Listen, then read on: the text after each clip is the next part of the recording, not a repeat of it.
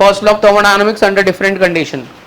ठीक है, अब 5 मिनट कुछ मत लिखो, उसके बाद आराम से समझ के लिखना। देखो मेरा फर्स्ट लॉ ऑफ थर्मोडायनामिक्स क्या बोलता है, delta U is equal to Q plus W, बरोबर ना? Delta U is equal to Q plus W, ये मेरा फर्स्ट लॉ ऑफ थर्मोडायनामिक्स है। अब ये first law for isothermal process के लिए क्या होएगा? This is for isothermal process. We know that for isothermal process में कांस्टेंट क्या होता है? Delta T. एक बात मैंने बोला था, जो टेम्परेचर के साथ होएगा वही किसके साथ होगा? Internal energy. Delta T constant है तो क्या होएगा? डेल्टा यू भी कांस्टेंट, मतलब डेल्टा यू जीरो। अगर डेल्टा यू जीरो है तो इक्वेशन क्या बनेगा? Zero is equal to Q plus W, और क्यू इक्वल टू क्या हो रहा है? Minus W. मतलब जब एक्सपांशन होता है तो हीट लॉस्ट, ठीक है, बरोबर ना? W Q equal to minus W. अच्छा, तो ये हो गया, ये किसके लिए हो गया? फर्स्ट कंडीशन किसके लिए हो गया? For isothermal. तो आइसोथर्मल में क्या होता है? क्यू इक्वल टू डब्ल्यू, या फिर W equal to minus Q, जो भी रहेगा। समझ गया ना? चलो आ जाओ दूसरा, फॉर एडियाबेटिक प्रोसेस, किसके लिए? What is adiabatic process? किसी को नहीं पूछा आज। The process in which exchange of heat does not take place between system and surrounding. System surrounding के बीच में हीट एक्सचेंज नहीं होगा। Adiabatic process. क्या जीरो लिख लूं मैं? Q equal to zero. अगर मेरा Q जीरो हो रहा है बच्चों तो ये इक्वेशन क्या बनेगा? Therefore delta U is equal to zero plus W, मतलब डेल्टा U इक्वल टू क्या होगा? अच्छा, delta U equal to W मतलब वर्क डन। वर्क कौन करेगा? Internal energy. ये इसका मतलब क्या होता है? वर्क कौन करेगा? Internal energy. आइसोथर्मल में वर्क कौन करेगा? हीट। समझा क्या इसका मतलब? वर्क कौन करेगा? हीट। इसमें वर्क कौन करेगा? Internal energy. तो आइसोथर्मल हो गया, एडियाबेटिक हो गया। अब तीसरा है आइसोकोरिक। क्या है तीसरा? Isochoric process. तो आइसोकोरिक प्रोसेस, आइसोकोरिक मतलब क्या होएगा? Delta V. क्या? Delta V equal to zero. अरे पर डेल्टा वी तो मेरे इक्वेशन में ही नहीं है। Delta U is equal to Q plus W, लेकिन डब्ल्यू इक्वल टू क्या होता है? डब्ल्यू इज इक्वल टू क्या होता है? Minus P delta V. अब पी डेल्टा वी, ये तो पूरा टर्म जीरो, तो W sorry delta U is equal to क्या होगा? क्यू। तो आइसोकोरिक में क्या होगा? Delta U is equal to Q. देखो सब में अलग अलग आ रहा है कि नहीं आ रहा है? अब इसके बाद में क्या आएगा? आइसोबारिक हो गया, आइसोकोरिक हो गया, क्या बाकी रह गया? आइसोबैरिक। ये जो एक्सप्रेशन है ना वो आइसोबैरिक में ही है। तो फॉर आइसोबैरिक, सर आपको कैसे पता चला? For isobaric which process? ये जो एक्सप्रेशन मेरा दिया हुआ है वो आइसोबैरिक में ही है। क्यों सर? आइसोबैरिक प्रोसेस के लिए क्या आएगा? प्रेशर क्या होएगा? कांस्टेंट। तो ये देखो ना, delta U is equal to Q plus W, और डब्ल्यू क्या है मेरा? डब्ल्यू क्या है? Minus P delta V. तो पी तो कांस्टेंट ही है ना? पी तो क्या है? पी तो कांस्टेंट ही है। ये देखना, पी तो कांस्टेंट ही है ना, पी तो वैसे ही बाहर है। तो ये जो एक्सप्रेशन फर्स्ट लॉ का थर्मोडायनामिक्स का लिखते यही किस पे है? ये आइसोबैरिक, आइसोथर्मल पे हो गया, एडियाबैटिक पे हो गया, आइसोकोरिक पे हो गया, आइसोबैरिक पे हो गया। समझ में आया? क्या समझ में आया? बताओ मेरे को। Delta U is equal to Q plus W. Isothermal में जीरो क्या होगा? आइसोथर्मल, हाँ, तो ये हो जाएगा Q plus W. Q equal to क्या होगा? चलो ये हो गया। फिर आइसो एडियाबेटिक में जीरो क्या होगा? एडियाबेटिक में क्या होगा? Q zero. तो इक्वेशन क्या आएगा? हाँ, चलो अब यही इक्वेशन में आइसोकोरिक में जीरो क्या होगा? आइसोकोरिक में वर्क डन। तो आइसोकोरिक में वर्क डन जीरो, तो delta U is equal to क्या आएगा? क्यू। और ये एक्सप्रेशन ऑलरेडी कौन से इक्वेशन में होता है? क्योंकि प्रेशर क्या है? कांस्टेंट। समझ में आ गया पूरा? लिख डालोगे? चलो लिख डालो फटाफट, राइट ऑन। चुपचाप लिखने का, बात नहीं करने का।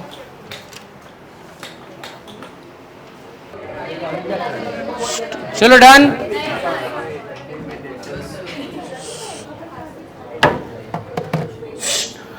तो चलो इसके बाद में स्टार्ट करते हैं। जो बात कर रहा होगा उसका नहीं हो रहेगा, मेरे को मालूम है, बाकी लोगों का हो गया है, तो समझ गए ये वाला पार्ट। चलो इसके बाद में लिखो, distinguish between isothermal and adiabatic process. Distinguish between isothermal and adiabatic process. तो आइसोथर्मल और एडियाबैटिक में क्या डिफरेंस है वो देखते हैं। So isothermal process and adiabatic process, ठीक है। कॉपी करके कुछ नहीं लिखने का, तुमको 5 पॉइंट में वैसे ही तुमको याद करा दूंगा और एकदम सिंपल है। आओ चलो देखते हैं, सब लोग रेडी? हेडिंग डाल लो पहले, आइसोथर्मल प्रोसेस, दूसरे साइड में एडियाबैटिक प्रोसेस। चलो रेडी सब? आइसोथर्मल एडियाबैटिक, चलो देखते हैं। अपने दिमाग में एक बात याद रख लो, आइसोथर्मल मतलब बॉइलिंग ऑफ वाटर, बरोबर है, और एडियाबैटिक प्रोसेस मतलब थर्मस में रखी हुई चाय। याद हो गया? बस इसी के ऊपर से भी सब कर लेने का अपने को। तो आइसोथर्मल प्रोसेस, फर्स्ट पॉइंट तो डेफिनेशन ही है, वो बताने की जरूरत नहीं है। The process which is carried out at constant temperature and the process in which exchange of heat does not take place between system and surrounding. तो पहला पॉइंट डेफिनेशन, दूसरा पॉइंट, तीसरा पॉइंट, चौथा पॉइंट। देख, आइसोथर्मल में delta T 0 होता है, adiabatic में डेल्टा टी 0 नहीं होता है। डेल्टा टी 0 है तो डेल्टा यू भी 0 होता है, इसमें डेल्टा यू 0 नहीं होता है। एडियाबैटिक प्रोसेस में एंथैल्पी कांस्टेंट है, तो इसमें एंथैल्पी कांस्टेंट नहीं है, बरोबर ना। पानी उबालने के लिए हीट तो लगेगा ना, पानी मैंने रखा है और हीट कर रहा हूं मैं 10 डिग्री, 20 डिग्री, 30, 40, 50, 60, हीट तो लगते जा रहा है ना, तो हीट थोड़ी कांस्टेंट। 100 डिग्री के बाद में क्या होएगा? टेम्परेचर नहीं बढ़ेगा। 100 डिग्री के बाद में टेम्परेचर, जो हीट दूंगा वो वाटर को क्या करेगा? वेपर। तो हीट तो मैं कंटिन्यूअसली सप्लाई कर रहा हूं ना मैं, है ना। चलो एक बात मेरे को बताओ, कौन से प्रोसेस में ना मेरा सिस्टम है ना आइसोलेटेड है? कौन से केस में सिस्टम परफेक्टली आइसोलेटेड है? आइसोथर्मल में आइसोलेटेड है कि एडियाबैटिक में आइसोलेटेड है? एडियाबैटिक में तो क्या लिखने का? सिस्टम इज परफेक्टली इंसुलेटेड लिख देते अपन।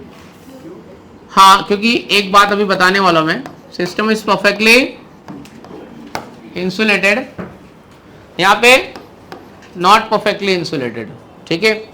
एक मेरे को बात बताओ, पानी को उबालने का काम कौन करता है? हीट करता है। कौन करता है? तो ये प्रोसेस में वर्क कौन कर रहा है? हीट। थर्मस में रखी हुई चाय को ठंडा कौन करता है? मैंने बोला था चाय ठंडी होती है उस कौन? Because of internal energy. तो यहाँ पे वर्क कौन कर रहा है? Work is done by heat, work is done by heat. और यहाँ पे क्या बोलोगे?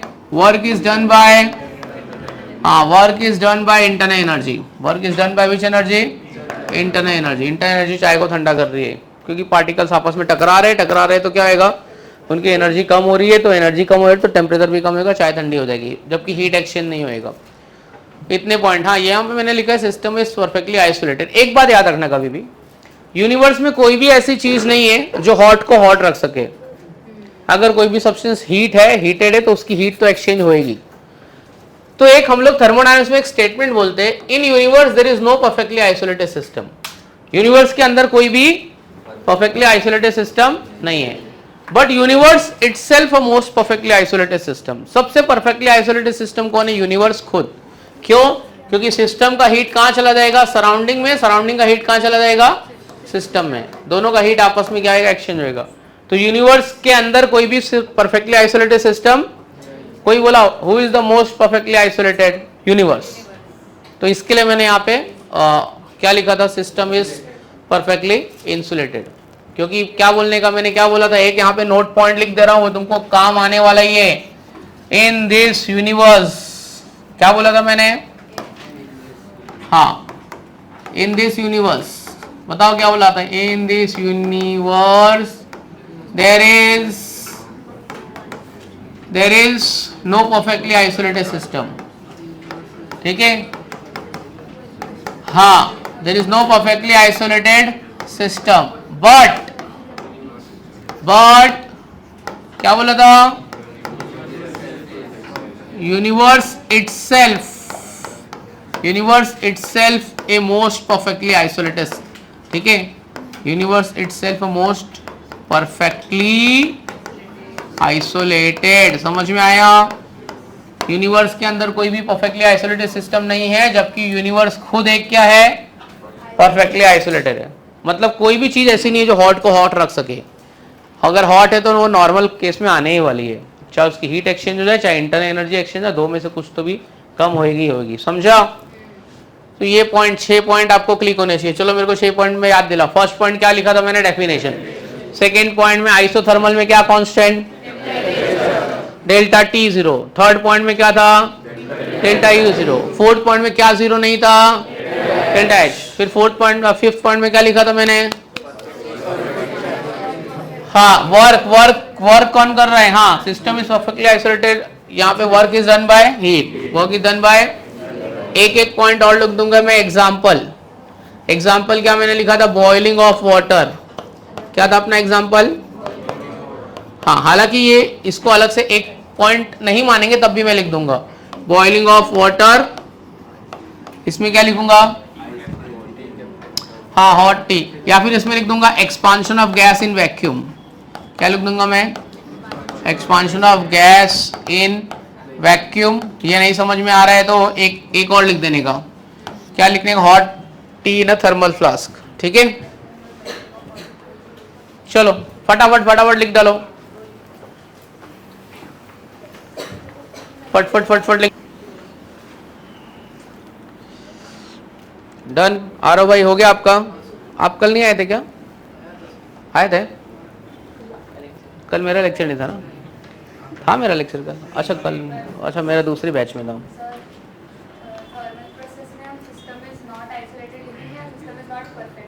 System is not perfectly isolated, हाँ हुआ नहीं हुआ कुछ भी चलेगा, मतलब परफेक्टली तो नहीं होएगा। थर्मस में कौन पानी उबालेगा, सोचना। इसके लिए ये वाला लिख दिया है कि परफेक्टली आइसोलेटेड सिस्टम कोई नहीं होता है। आज आप नोट्स लाए हो कि नहीं लाए हो थर्मोडायनामिक्स की, एमसीक्यूज की? प्लीज़ अगले लेक्चर से लेके आना, मोबाइल अभी नहीं दूंगा मैं अगले लेक्चर से। एमसीक्यूज का नोट्स आपको दिया रहेगा ना, थर्मोडायनामिक्स का एमसीक्यूज लाए हो ना बुक, वो हर लेक्चर में लेके आने का। अपन हर लेक्चर में एमसीक्यूज करेंगे ही करेंगे, और एक थियरी असाइनमेंट आपको आएगा अगले लेक्चर में सबमिट करना रहेगा, ठीक है। तेरे ऊपर अभी तेरे को एकदम अलग से तेरे पे नजर रखी जाएगी, एकदम बैन किया है तुम लोग को साथ में बैठने के लिए, कंपनी ने बैन किया है, तुम चारों को साथ में नहीं रहने का। ब्रेक में साथ में रह सकते हो, क्लास में नहीं रह सकते हो, क्योंकि तुम लोग बहुत हानिकारक हो।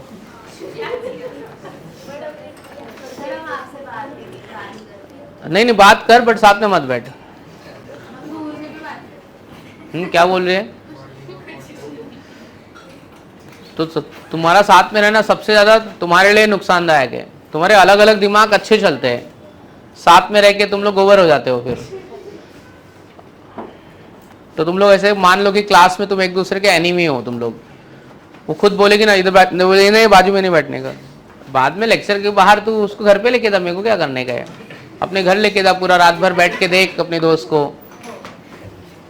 सब पूरा प्यार तुम लोग को लेक्चर में ही आता है एक दूसरे के ऊपर। चलो आगे बढ़ते हैं, चलो डन, आगे बढ़ते हैं। इतनी जोर जोर से मत बोल, डीएन नगर रहती है, सब आ जाएंगे वहां पे मनीष मार्केट में। चलो बढ़ते हैं, आगे बढ़ते हैं। हो गया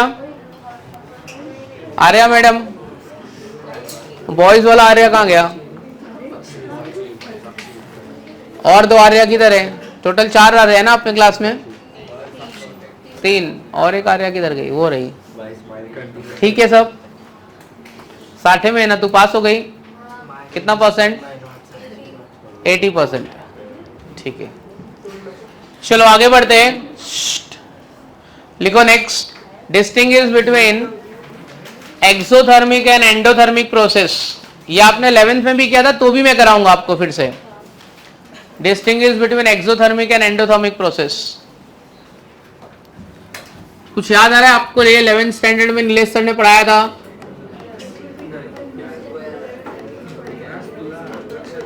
distinguish between exothermic process and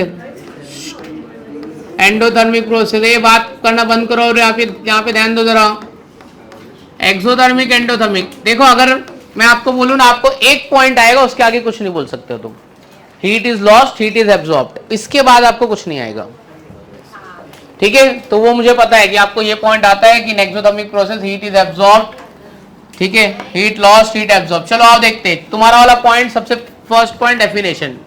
the process in which heat is lost exothermic, the process in which heat is absorbed endothermic. चलो आप यहाँ पे ध्यान दो, स्टॉप राइटिंग, बंद करो, लिखने बंद करो। यहाँ पे पहले समझ लेते फिर खुद से लिखो। एक बात बताओ, अगर मेरे पास एक रिएक्शन है, A is getting converted to B, reactant का हीट 100 किलो जूल है और बोला है कि हीट लॉस्ट हो गया है, हीट लॉस्ट हो गया, बाहर निकल गया हीट, तो ये जो प्रोडक्ट की हीट रहेगी, हीट लॉस्ट हो गई, तो प्रोडक्ट की हीट 100 से ज्यादा रहेगी कि 100 से कम रहेगी? 100 से कम रहेगी ना, क्योंकि हीट तो लॉस्ट हो गई है। ठीक है, तो मान लेते हैं कि इसकी हीट क्या है, कम है। तो ये तो देख के पता चल रहा है कि एक्सोथर्मिक प्रोसेस में रिएक्टेंट की हीट कम होती है कि ज्यादा होती है? Heat of reactant is greater then heat of product. Heat का दूसरा नाम एंथैल्पी होता है। अगर मैं चेंज इन एंथैल्पी निकालू, change in enthalpy, enthalpy of product minus enthalpy of reactant, मुझे नेगेटिव वैल्यू मिलेगी कि पॉजिटिव मिलेगी? कहां पॉजिटिव मिलेगी? फाइनल माइनस इनिशियल, 80 माइनस 100 क्या होता है, नेगेटिव होता है कि पॉजिटिव होता है? तो in exothermic reaction change in enthalpy is negative. Enthalpy is negative नहीं बोलने का, क्या बोलने का? Change in enthalpy is negative. अगर मेरा प्रोसेस एंडोथर्मिक होता, एंडोथर्मिक होता तो ये क्या करता था, हीट एब्जॉर्ब कर लेता। अगर ये हीट एब्जॉर्ब कर लेता तो एनर्जी कम हो जाती कि ज्यादा हो जाती? ठीक है, तो अब मुझे बताओ किसकी एंथैल्पी ज्यादा होती है? हाँ, एंथैल्पी ऑफ रिएक्टेंट कम होगी और एंथैल्पी ऑफ प्रोडक्ट क्या होगा, ज्यादा होगा। तो अब मुझे बताओ चेंज इन एंथैल्पी क्या होगा? Change in enthalpy is positive. ठीक है, तो मेरे पहला point, heat lost, heat absorbed, enthalpy of reactant is more, enthalpy of product is more, change in enthalpy negative, change in enthalpy positive. अब एक बात आराम से बढ़िया से सोच के बताना, आपके पास में दो ग्लास, एक ग्लास में आपको हॉट वाटर दिया है, क्या दिया है, और एक में नॉर्मल है, बरोबर है? एक में हॉट वाटर और एक में क्या है? मुझे ये बताओ, नॉर्मल वाटर अपने आप हॉट हो जाएगा कि हॉट वाटर ऑटोमेटिक नॉर्मल हो जाएगा? हॉट वाटर ऑटोमेटिक नॉर्मल हो रहा है, बरोबर है? लास्ट बेंच वाली बच्ची, अरे रुकना, तेरा बाद में बात करना, मैं पहले क्या बता रहा हूं वो सुनना, ये तो सब समझेगा नहीं। हॉट वाटर ऑटोमेटिक नॉर्मल हो जाएगा कि नॉर्मल वाला हॉट हो जाएगा? बच्चे लोग ने बोला है हॉट वाटर ऑटोमेटिक क्या होगा और नॉर्मल वाला ऑटोमेटिक हॉट। इसका मतलब क्या है कि हीट अपने आप लॉस्ट होती है कि हीट अपने आप एब्जॉर्ब होती है? हीट अपने आप क्या होती है, और जो अपने आप होता है उसको स्पॉन्टेनियस बोलते हैं कि नॉन स्पॉन्टेनियस बोलते हैं? हाँ, एक्सोथर्मिक रिएक्शंस मोस्टली, हाँ ये मोस्टली बोल रहा हूं मैं, सब नहीं बोल रहा हूं, सुन, सब नहीं बोल रहा हूं मैं, तेरे को बताता हूं। एक एंडोथर्मिक रिएक्शन है जो अपने आप हो जाता है। तो मोस्टली एक्सोथर्मिक रिएक्शन कैसे होते हैं? Mostly exothermic reactions are what? हाँ, exothermic reactions are spontaneous in forward direction. कैसे होते हैं? अपने आप हो जाते हैं। Spontaneous in which direction? Forward direction. तो mostly exothermic reactions are spontaneous in forward direction. यहाँ पे क्या आएगा? Endothermic reactions are what?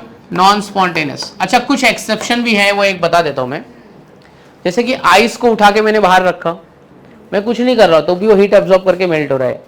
तो ऐसे कुछ कुछ केसेस है जिसमें क्या होता है कि एंडोथर्मिक रिएक्शन भी स्पॉन्टेनियस होते हैं, बट वो बहुत रेयर है, वो अपन एंट्रोपी में पढ़ेंगे। ठीक है, तो मोस्टली क्या बोला मैंने, एक्सोथर्मिक रिएक्शंस कैसे होते हैं? Spontaneous in forward direction. कोई बोला what do you mean by spontaneous, तो बोलने का which can start itself without applying external force. कोई भी फोर्स लगाए हुए बिना अपने आप हो जा रहा है, तो उसको क्या बोलते हैं? स्पॉन्टेनियस। अभी एक बात मुझे और बताओ,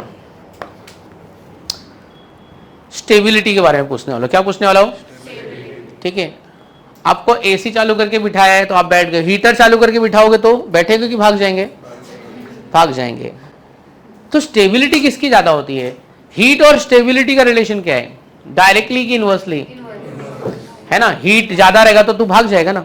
एसी चालू करके ठंडा करके तेरे को बिठाया जा रहा है 3-3 घंटा, 2-2.5 घंटे का 2 लेक्चर बैठेगा तू, क्यों? क्योंकि एसी लगाया। एसी नहीं लगाया होता तो हीटर लगाया होता बैठता। इसका मतलब ये है कि हीट और स्टेबिलिटी का रिलेशन क्या है? हीट और स्टेबिलिटी डायरेक्टली कि inversely?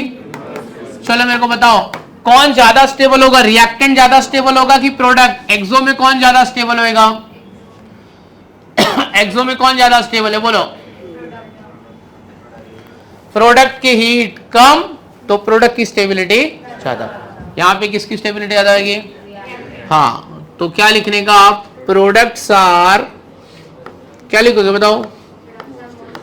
Products are more stable. यहां पे क्या लिखोगे? प्रोडक्ट्स आर, हाँ तो इस केस में प्रोडक्ट्स आर लेस स्टेबल। समझ में आया कि नहीं आया? प्रोडक्ट्स आर मोर स्टेबल, यहाँ पे प्रोडक्ट्स आर लेस स्टेबल। ठीक है, is the method clear?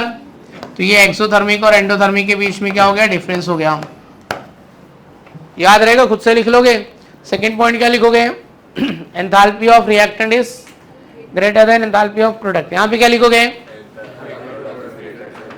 Reactant product is greater than reactant. Third point को सेंटेंस में क्या लिखोगे? Change in enthalpy negative, change in enthalpy. Exothermic reactions are spontaneous in forward direction, non spontaneous in forward direction. Products are more stable, products are, ये वाला point में कहां से ला रहा हूं मैं?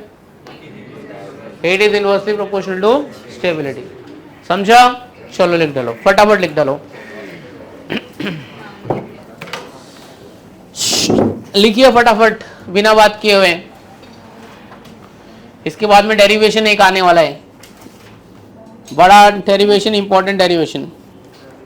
आगे बढ़ते हैं, आगे बढ़ते हैं। नेक्स्ट सेटिंग लिखो, thermodynamic properties. Thermodynamic properties, thermodynamic properties. दो प्रॉपर्टी होती है थर्मोडायनामिक प्रॉपर्टीज, दो प्रॉपर्टी है, एक है एक्सटेंसिव प्रॉपर्टी और एक है इंटेंसिव प्रॉपर्टी। एक्सटेंसिव प्रॉपर्टीज, दूसरा इंटेंसिव, दोनों एक दूसरे की अपोजिट है। और एक है intensive.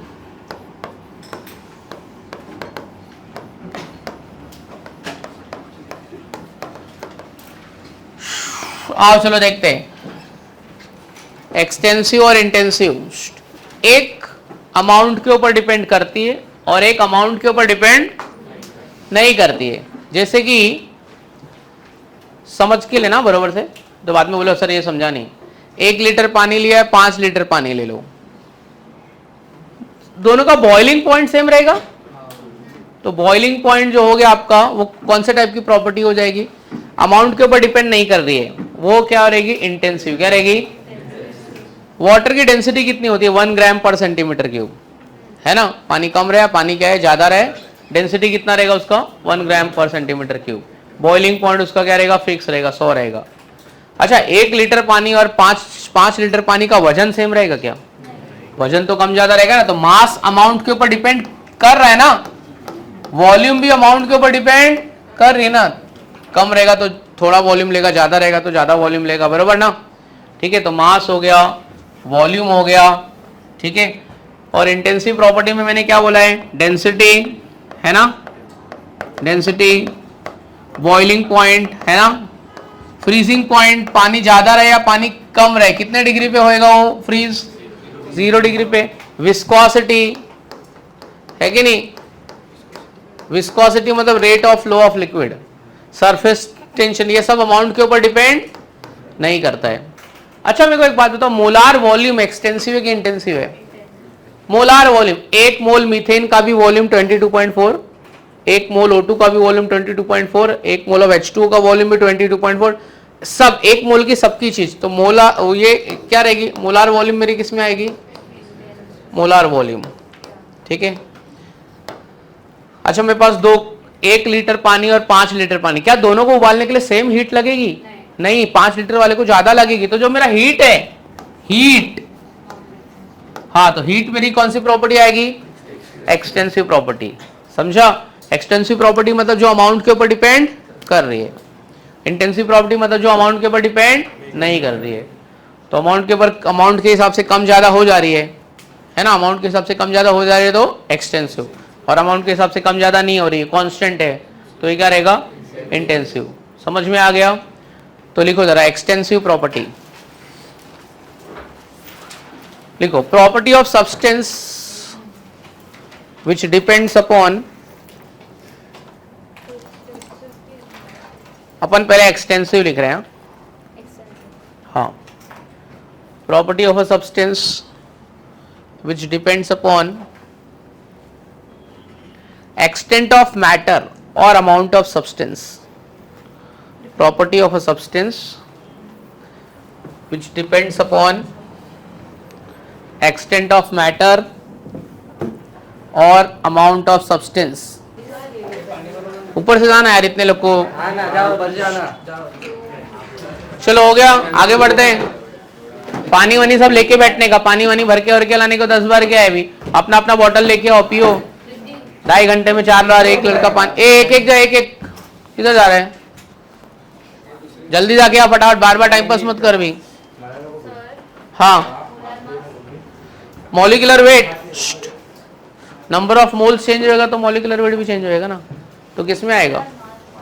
Molar mass. Molar mass तो इंटेंसिव आएगा ना, मोलार मास सब्सटेंस, हर सब्सटेंस का अलग अलग रहेगा ना, हर सब्सटेंस का मोलार मास अलग रहेगा ना, तो मोलार मास एक्सटेंसिव में डालेगी ना। नंबर ऑफ मोल्स किस में डाली है? तो उसमें ही आएगा ना, नंबर ऑफ मोल बदलेगा तो मोलार मास चेंज होगा तो नंबर ऑफ मोल्स भी बदल जाएगा ना।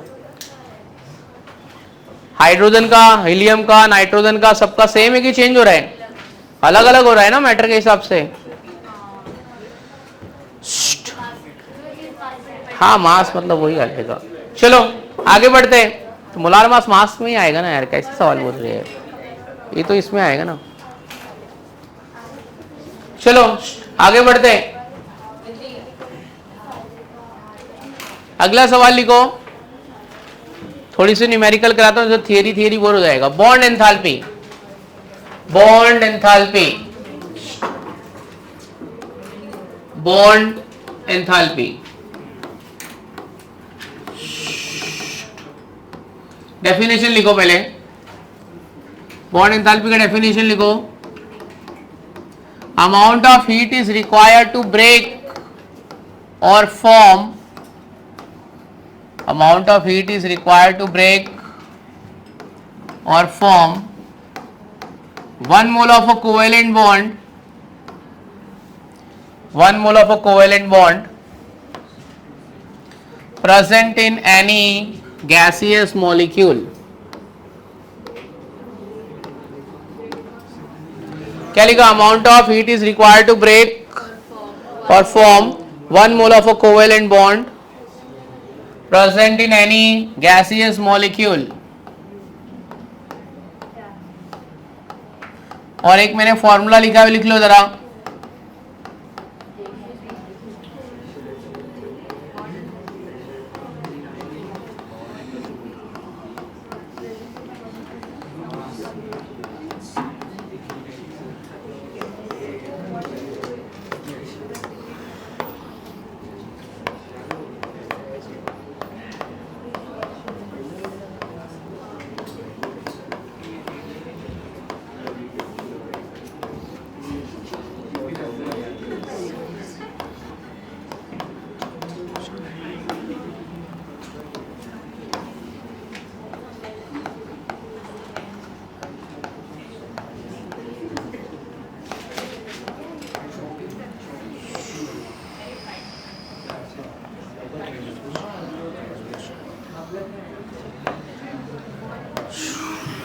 चलो एक मैं तुमको सॉल्व करके बताऊंगा, उसके बाद 2-3 आपको करने का है। ये इतना आपको दिया, ये टेबल भी दिया हुआ है, कैलकुलेट बॉन्ड एंथैल्पी फॉर। ये सिंबल का मतलब क्या होता है? समीशन, क्या बोलते हैं इसको? स्कूल सेक्शन में पढ़ा रहेगा ना, summation of enthalpy of reactant minus summation of enthalpy of product. नहीं पढ़ाएगा इसको? तेरे स्कूल में नहीं पढ़ा है क्या? पैसा दे के पास हुई है क्या? अच्छा मार्क्स आया देखो। एक मैं बताऊंगा, 2 न्यूमेरिकल आपको करने का है, ठीक है?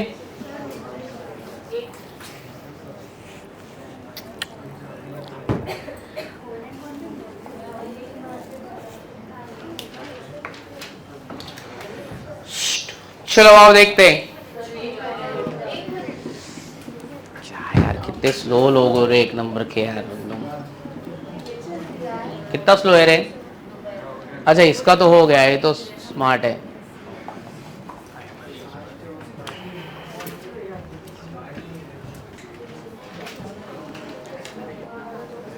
हो गया आपका?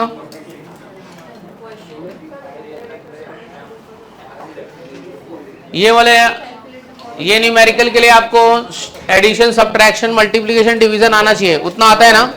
उतना आता है ना? बस अपना काम हो जाएगा।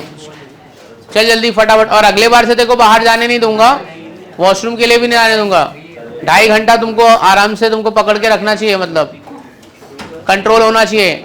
2.5 घंटे में देखो बार बार वॉशरूम जाने का थोड़ी है, करके आने का ना लेक्चर से पहले। डायबिटीज तो नहीं है ना तेरे को?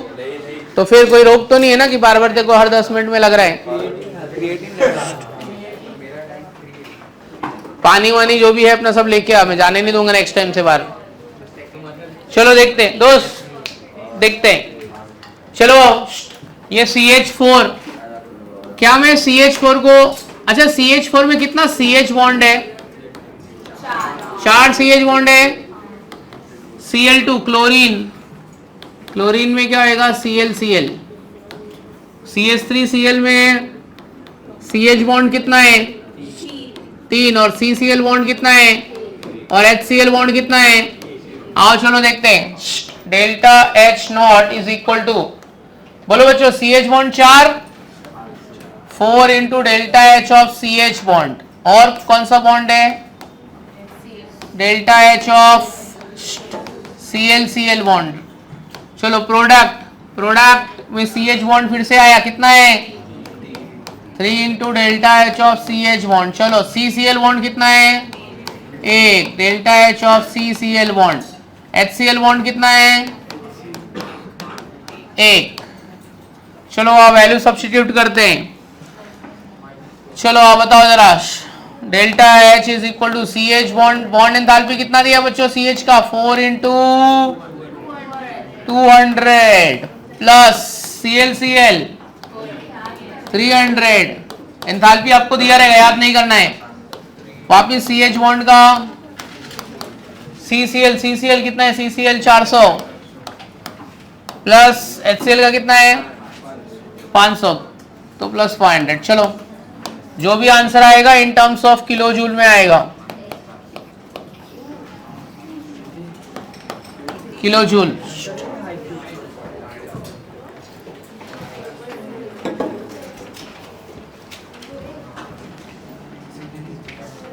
तो ये एकदम सिंपल है। अगला प्रॉब्लम आपके लिए नया नया प्रॉब्लम मैं रेडी करके तुमको देता हूं, एकदम ताजा फ्रेश गर्मा गर्म प्रॉब्लम। ये वाला लिखते रहो आप आराम से।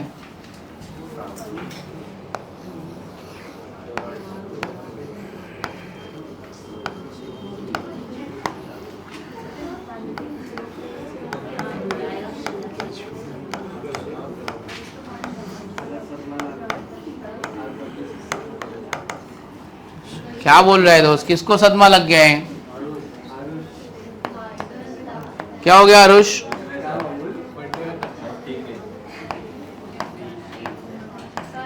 हाँ जी बोलिए। तनिष्का को डाउट है? हाँ वेरी गुड। अच्छा ये डिग्री वाला साइन क्यों बनाते पता है? बहुत अच्छा हुआ तू पूछी। इसका मतलब होता है कि ये जो वैल्यूज है ना, ये वैल्यूज एसटीपी पे है। किस पे है?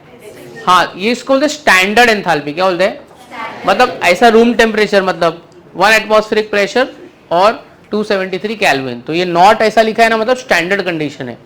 और स्टैंडर्ड कंडीशन में 1 एटमॉस्फेरिक प्रेशर और 273 केल्विन। सर ये नेगेटिव है, अगर माइनस आया तो एक्सोथर्मिक रहेगा, प्लस आया तो एंडोथर्मिक रहेगा रिएक्शन।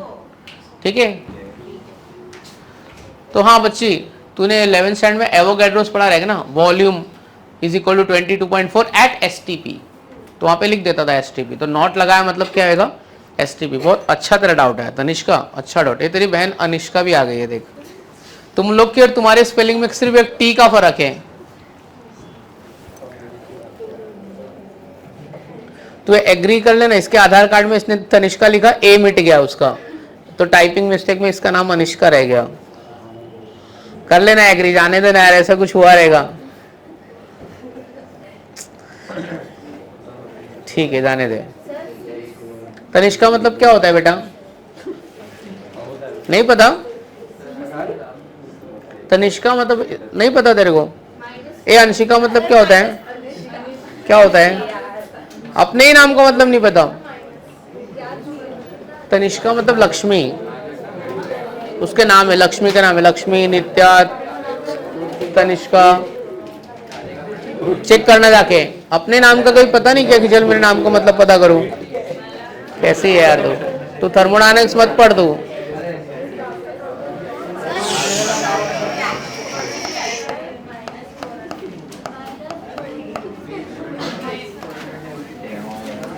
ए अगला सवाल लिखो।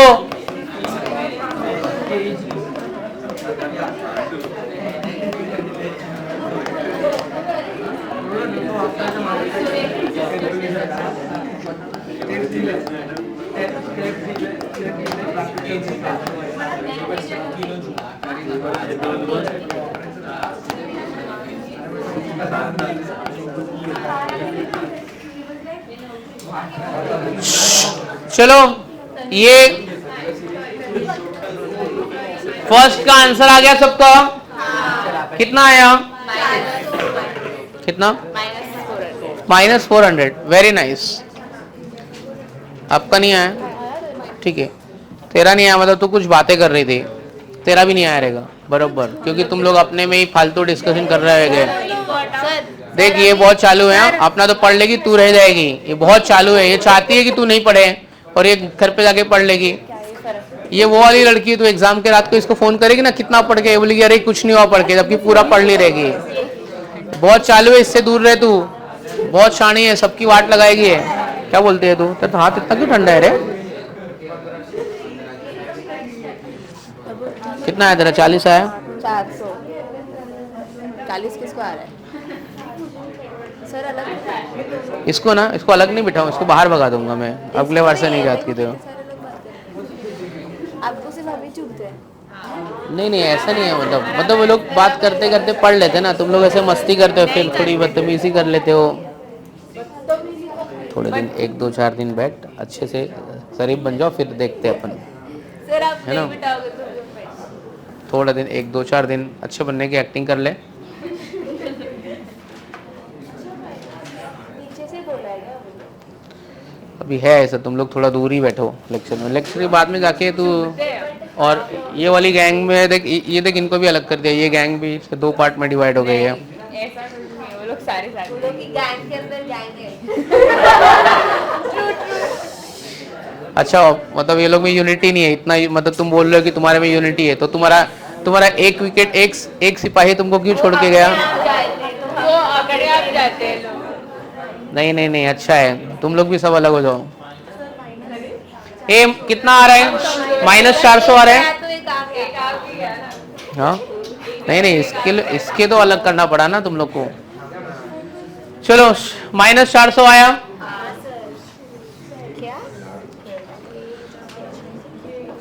दूसरा वाला स्टार्ट करोगे? निधि स्टार्ट किया तूने दूसरा वाला? चल तू ही आके सॉल्व करेगी यहाँ पे।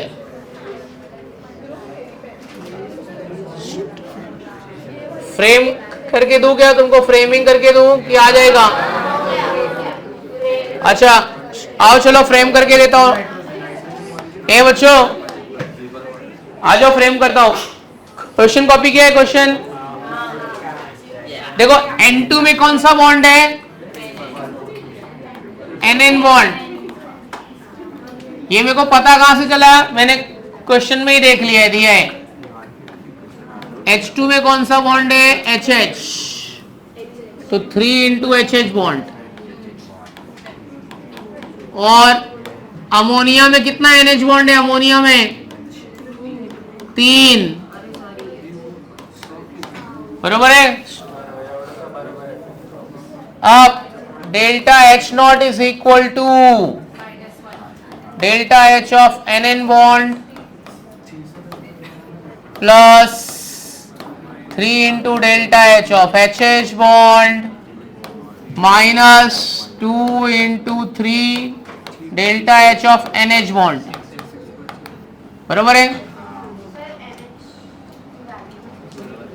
चलो delta H nought NN bond का वैल्यू मेरे को दिया है, कितना दिया है?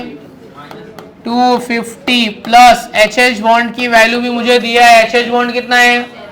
70। अरे भाई NH बॉन्ड नहीं दिया है, तो delta H of NH bond में ऐसे ही लिखता हूं, लेकिन डेल्टा H नॉट मेरे पास है क्या? डेल्टा H नॉट कितना है? डेल्टा H नॉट माइनस 150, तो माइनस 150। प्लीज अभी सॉल्व करो, चलो।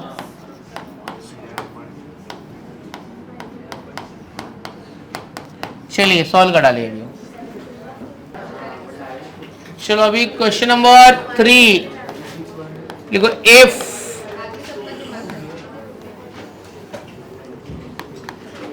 H2 plus O2 gives 2H2O,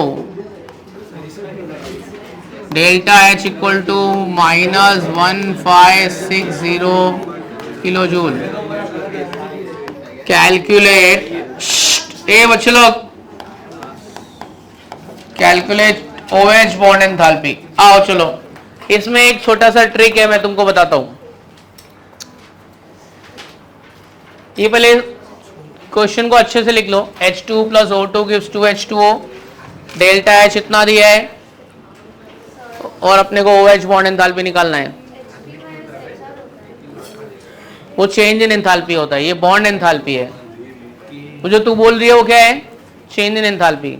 उसका टाइप न्यूमेरिकल आएगा तब अपन देखेंगे। आओ चलो देखते हैं।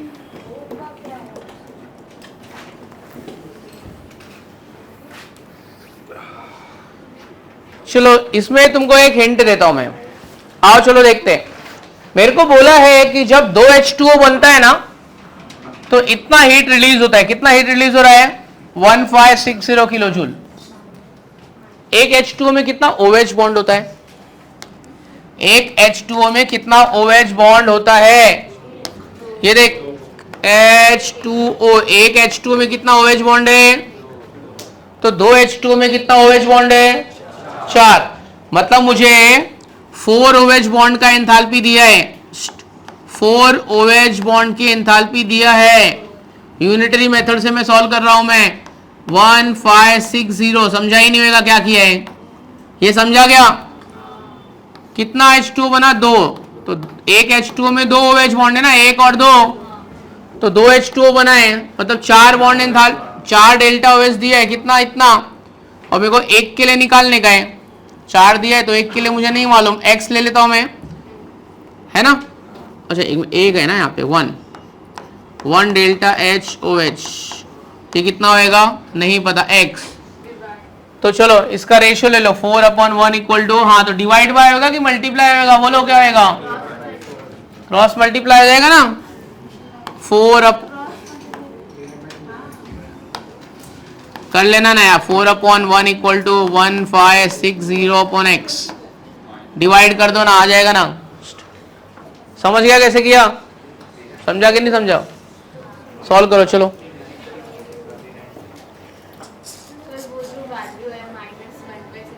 दिया है वो, हाँ डायरेक्ट 4 से डिवाइड कर दो, चलेगा ना। 4 के लिए इतना तो 1 के लिए कितना? हाँ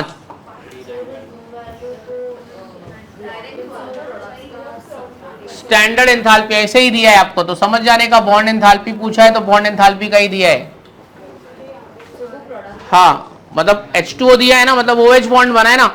OH बॉन्ड बनने में, 4 OH बॉन्ड बनने में इतना एनर्जी खर्च हो रहा है, तो एक OH बॉन्ड बनने में कितना होएगा?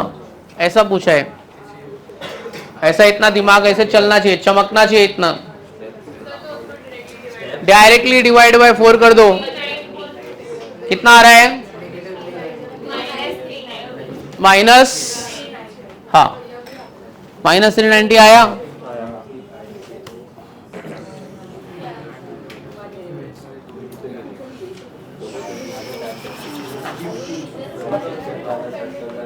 आया कि नहीं आया? माइनस 390। चलो माइनस 390। एक और सवाल लिखो, चलो।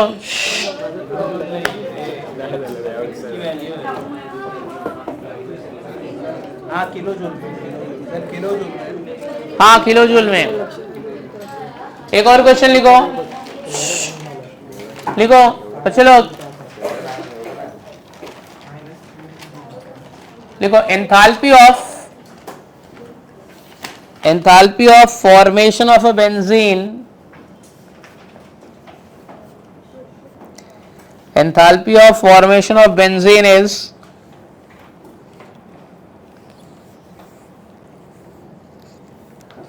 minus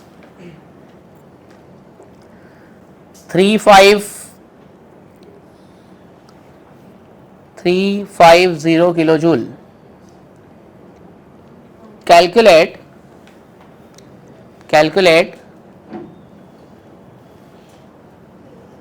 CH bond enthalpy, CH bond enthalpy.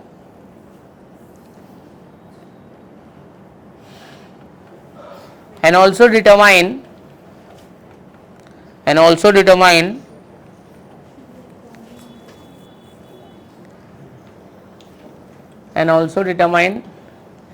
enthalpy required to form 3.9 gram of benzene. पहले क्वेश्चन को खूब अच्छे से रीड कर लो,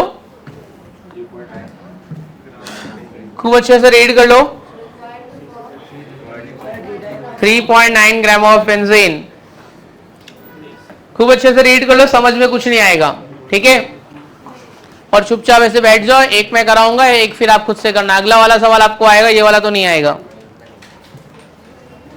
चलो एक बार रीड कर लो, नहीं समझेगा तो भी रीड कर ले दोस्त, एक बार रीड कर ले। क्या बोला है मेरे को, क्या क्वेश्चन है? Enthalpy of formation of benzene is minus 350 kilojoule. Calculate CH bond enthalpy and also determine enthalpy required to form 3.9 gram of benzene. चलो आओ देखते हैं। खाली मेरे को यह मालूम होना चाहिए कि बेंजीन का फॉर्मूला क्या है। C6H6। बेंजीन बनाने के लिए मेरे को लगेगा कार्बन और मेरे को लगेगा हाइड्रोजन। कार्बन कितना लगेगा? 6 और हाइड्रोजन कितना लगेगा? ये मेरे को दिया है, इसका डेल्टा H मेरे को दिया है माइनस 350 किलो जूल। अरे C6H6 में कितना CH बॉन्ड होता है भाई? ये तो अपने को मालूम है ना, इतनी तो अपन ने ऑर्गेनिक पढ़ी है। 6 CH बॉन्ड है कि नहीं है? कौन बोल रहा है CH डबल बॉन्ड होता है? CC डबल बॉन्ड है, CH तो सिंगल ही बॉन्ड है ना। ऐसे देखने का, 6 CH के लिए कितना दिया है? 6 CH के लिए कितना है? Minus 35 kilo joule. तो एक के लिए कितना होएगा? डिवाइड की मल्टीप्लाई? डिवाइड। तो आ जाएगा कि नहीं आ जाएगा? समझा? एक CH बॉन्ड के लिए कितना? तो 6/1 इक्वल टू माइनस 350, मतलब वापिस से डिवाइड करने का। एक क्वेश्चन और पूछा है, उसमें 2 चीजें डाला है। और मेरे को क्या पूछा है मालूम है? 3.9 ग्राम बेंजीन बनाने के लिए कितना एंथैल्पी लगेगा। ये कितना ग्राम बना है रे भाई? ये मॉलिक्यूलर वेट कितना होता है इसका? 12 इंटू 6 76 प्लस 6, मतलब 78 ग्राम बेंजीन बन रहा है ना। तो कितनी एनर्जी प्रोड्यूस हो रही है? कितना एंथैल्पी लग रहा है? Minus 350 kilo. अबे मेरे को कितने के लिए पूछा है? 3.9 ग्राम बेंजीन के लिए कितना लगेगा? बरोबर कि नहीं बरोबर? क्या 78 और 3.39 में कुछ रिलेशन है ना? आ जाएगा ना? क्या बोलते, समझ में आया कि नहीं आया ये क्वेश्चन? समझा? प्लीज करो, इसके बाद वाला नहीं भी समझा रहेगा, तुमको समझा नहीं समझा दूसरे क्वेश्चन से पता चलेगा। दूसरा क्वेश्चन दूंगा, एक्सप्लेन कुछ नहीं करूंगा। चलो क्या हुआ, क्या बोल रही है निधि विधि? देखो थोड़ा समझा था कि थोड़ा भी नहीं समझा था? अभी of 9.2 gram of ethane. Ethane का फॉर्मूला क्या होता है? 9.2 ग्राम ऑफ इथेन। मेरे को कितना दिया, कितना है बच्चों? मेरे को कितना दिया है? अरे मेरे को दिया कितना है? -4200 जूल दिया है ना। चलो सॉल्व करके बताओ। चलो मैं नहीं बताऊंगा। सर ये 4 टाइम्स हो गया ना? हाँ 4 टाइम्स होएगा? 3 टाइम्स। नहीं मेरे को नहीं पता।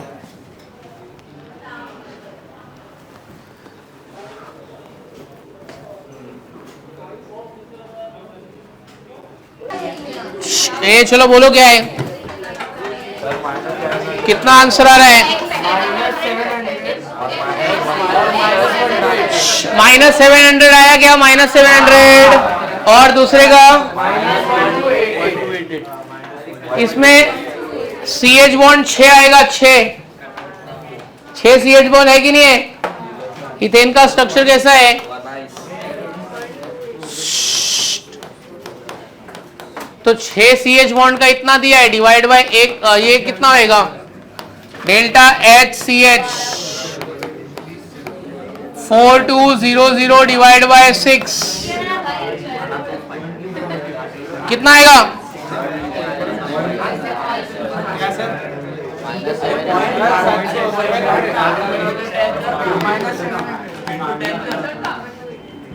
और ये इसका मोलार मास 46 होता है क्या? नहीं होता है? कितना होता है? 30। तो 30 ग्राम का हीट कितना है? -4200। कितने ग्राम के लिए पूछा है? 9.2 ग्राम के लिए कितना होएगा? तो 30 अपॉन 9.2 4200 अपॉन y, तो y equal to 4200 into 9.2 upon 30। ये कट हो जाएगा, ठीक है। फिर 3 1 जा 3, 3 4 जा 12, कितना आएगा? कितना आ जाएगा? 1288 1288 माइनस 1288 जूल।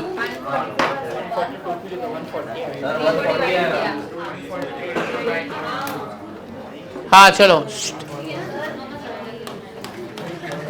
क्या हो गया? क्या क्या प्रॉब्लम हो गया जो आपको नहीं आ रहा है? क्या नया चीज पढ़ाने जा रहा था यार, शिट। इतना आंसर आया, सबका मैच हो रहा है।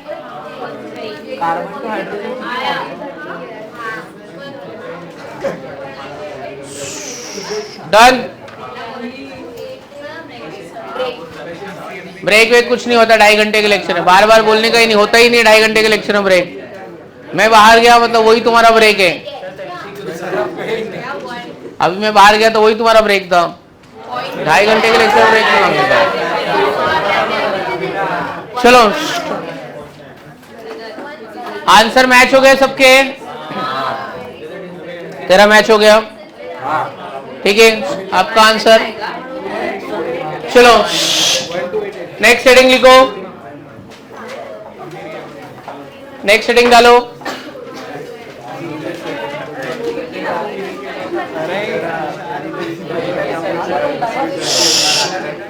Right on. derive the expression for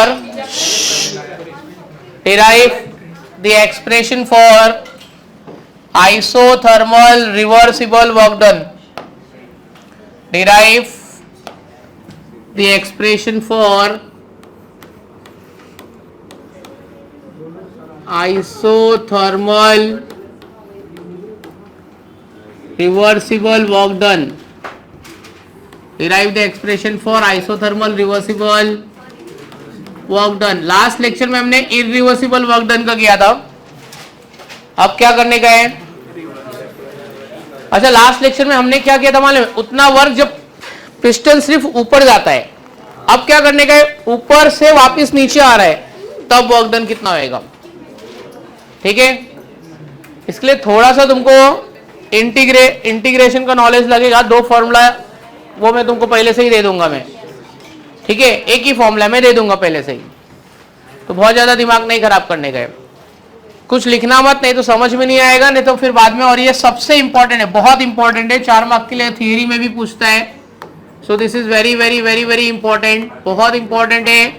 theory में 4 मार्क के लिए पूछता है. जब भी तुम्हारा थर्मोडायनेमिक्स का एग्जाम होएगा ना, ये तो पूछूंगा ही मैं उसमें. आइसोथर्मल रिवर्सिबल वर्क डन, तो एक क्वेश्चन अभी से ही लीक कर रहा हूं, 4 मार्क का question. Isothermal reversible work done leak होए, ये तुमको आएगा ही, बहुत बार पूछा है. स्टार्ट करते, चलो. कुछ लिखो मत, मैं तुमको बहुत सारा समय दूंगा लिखने के लिए. 2-3 बार आराम से लिखने का, एक बार देख के एक बार बिना देखे. देख क्या करने का, एक सिलेंडर लेने का. पहले सब चीजें वैसे ही है. लास्ट टाइम सिलेंडर में कौन सी गैस भरा था? Adiabatic gas. वही गैस अभी भी भर लेंगे.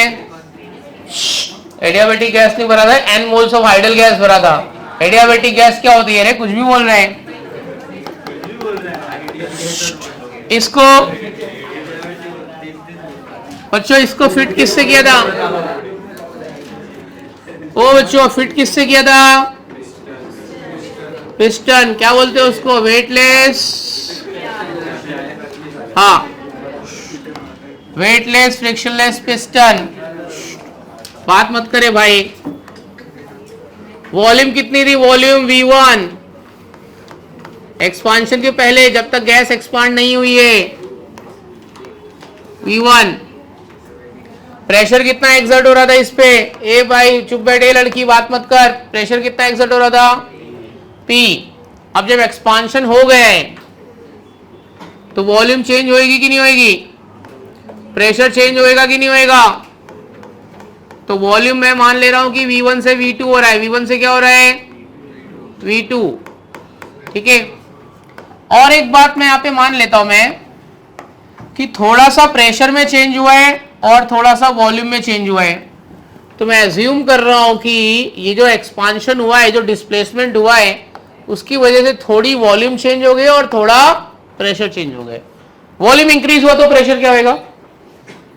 अरे वॉल्यूम इंक्रीज हुआ है तो प्रेशर क्या होगा? डिक्रीज.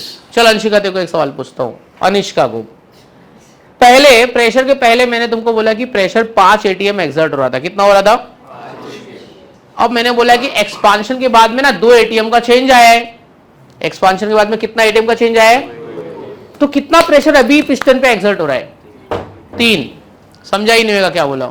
ले पीछे ले थोड़ा, जल्दी करना यार. ये पूरा आके वाट लगा दे यार.